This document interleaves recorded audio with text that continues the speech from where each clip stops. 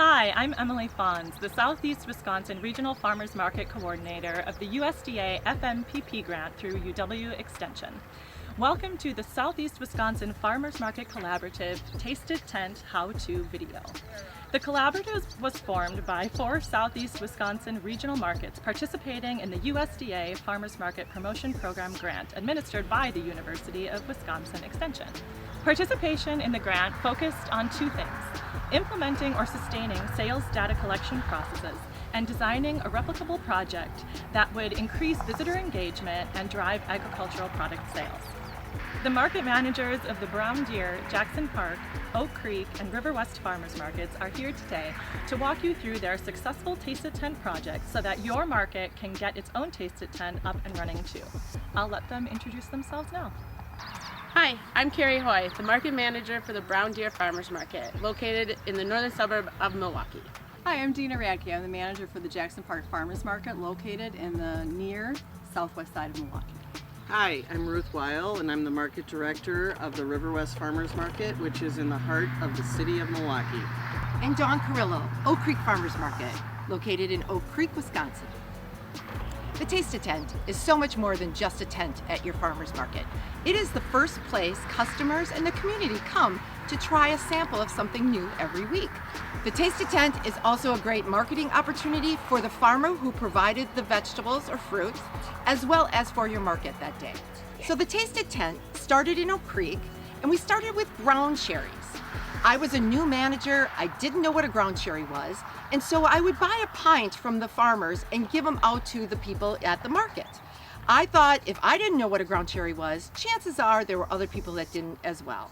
So I know I had the silly hat, and at the time I had a vest that I would wear it, and I was very official looking, but still, we thought that maybe it should be somebody that is preparing different vegetables behind a tent, and that's how the Tasted Tent started.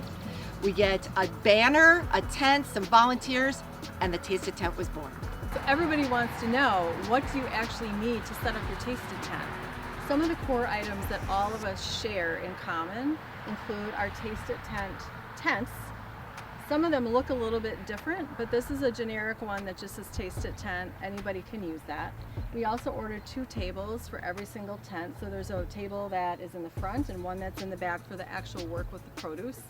We have sandwich board signs that we keep out in front of our tent to get people's attention and get them to stop in and actually try some things.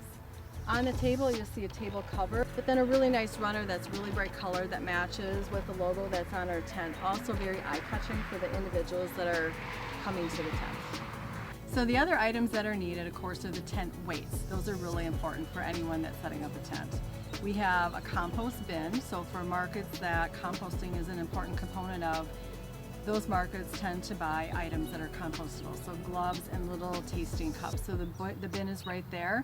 You fill it up, and at the end of the night, somebody takes it home and uses it in their own individual compost. On the table, you will see we have a sign, and this identifies what the item or items are for that particular week.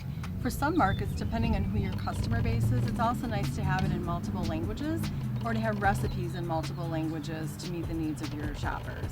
On the table itself, we have a tray that we use to actually get out in front of the table and get people to come in and entice them.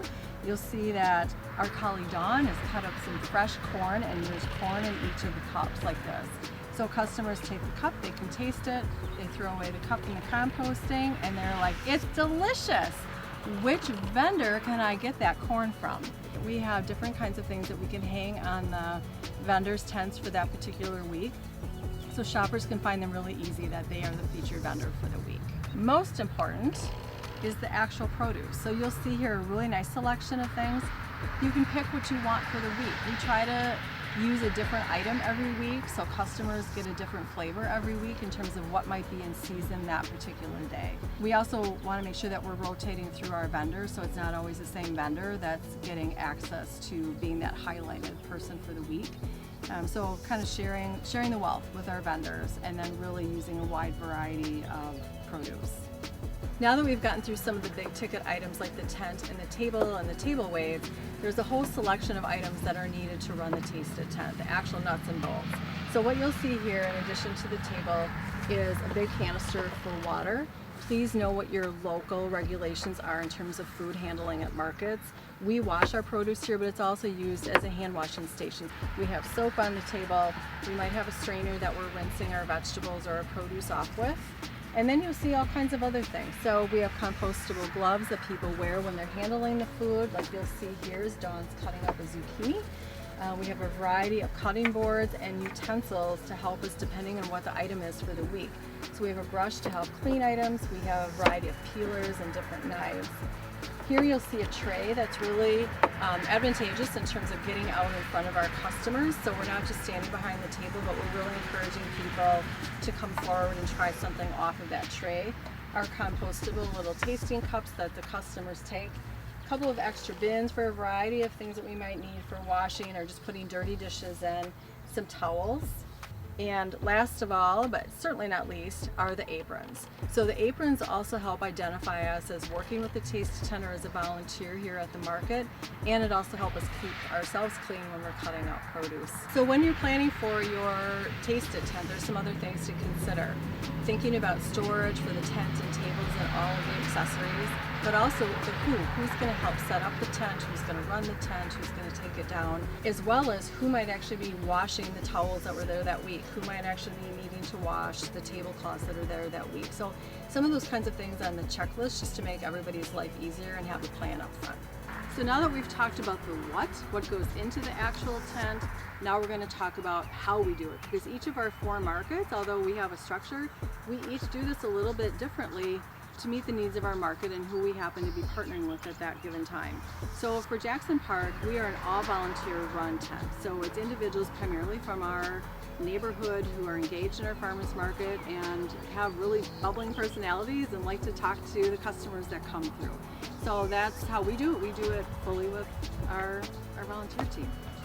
At the Brown Deer Farmers Market, we are lucky to have some great community partners that run our tent for us, most notably Course Community Health Plans and some other local sponsors. In Oak Creek, we have a sponsor that covers the costs. We run the tent with seniors from the local high school that donate their time and service hours. In River West, we work with a community partner as well, a food education organization named Food Right. And what they do is they create a recipe, and we get different products from various vendors throughout the market that day. They pre-plan the recipe, they hand out cards and samples. It's a great way for folks to understand how to use the market products in their everyday life. So as part of the grant, all 4 markets are expected to collect data. We created a very simple sheet for our individuals running the tent to keep for every single week. So the date, the sample or samples given, the type of samples, the farm or farms providing those samples, and then the numbers of actual samples given out. In addition to the data that we collect, we also talk about anecdotal kinds of feedback. So we get feedback from our vendors, we get feedback from our customers. They share stories about how an item might be used, how it might be cooked, how it fits into a particular culture, and so people are learning things all along the way. The data helps us in terms of how many customers have actually maybe tried something new, but also did our vendors who were highlighted for that week, did they sell more of that item at their vendor table? Did they run out of an item? And that is really helpful feedback, and it also provides buy-in from our vendors to be able to provide those items every single week. So if they feel that they are selling more items because of the Taste It tent, they're much more willing to be part of the work that we're doing with the Taste It tent. New this year, we will create a lending library of different items so that you can bring it into your market free of charge and be able to try out a Taste It tent in your market. We would love to see other markets try the Taste It tent. It's a great way to engage with shoppers and really support the farmers and producers at your market.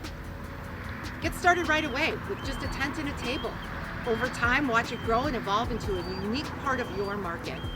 And it's a really great way to individualize your market. We all do it differently. It's also a pretty low cost startup fee, so it's really manageable for us. If you want any advice, some more information, graphics, or really have any questions for us, we encourage you to reach out. The contact information is on your screen. We also want to give a special thank you to Kristen Kurkowski, commercial horticulture educator, for the use of her beautiful farm.